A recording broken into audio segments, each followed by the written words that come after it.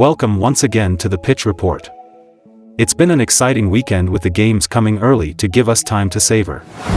Spurs against Liverpool was really good, barring the outrageous offside call which VAR somehow failed to rectify. It was an impressive tactical battle between the two managers, even with Liverpool being a man down half an hour in. Klopp's men held up really well with 9 men. It would have been impressive if they managed a point out of the game. Getting into the tactics of the game, Liverpool had 2 main build-up structures. They switched in between depending on how they wanted to attack. Their build-up was in a 4-2-4 shape. It was the plan to get the ball into their creative midfielders, Szoboszlai and McAllister. From the midfield, they sprang out transitions to their wingers to create 1v1 moments for Salah and Diaz. They scored from a brilliant cross into the box by Szoboszlai. To attack on the flanks, Klopp's men switched to a 3-2 build with Gomez inverting into the midfield and Sobos moving into the half spaces. In this shape, Salah combined with the midfielder in the half spaces to get the ball in the box. This led to some good chances that fell to Jones and Diaz at the back post.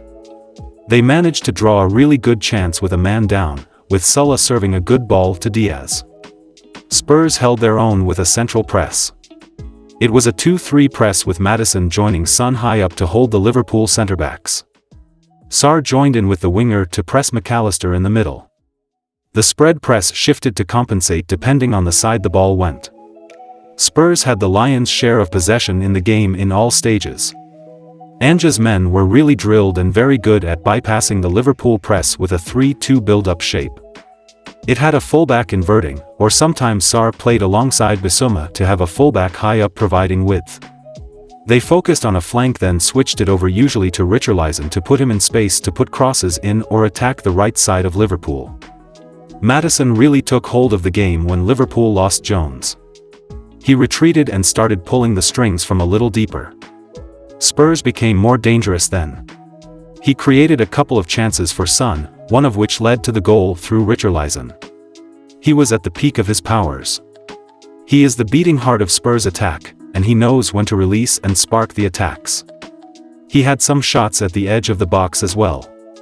In defense, Liverpool pressed in a 4-1-4-1 shape with a narrow focus to break Spurs' build-up from the midfield. With a man down, they dropped back into a mid-block with Salah moving up front, with the flanking midfielder joining up front depending on where the ball is from. In the final stages, Liverpool moved into a 5-3 defensive line. This was to force Spurs into crossing into the box.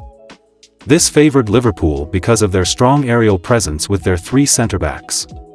It was a punch-out game between both sides but sour for the visitors in a late own goal. The red cards had an effect on the game though, but the best team on the day won. Congrats to Spurs because they are doing a good job so far this season.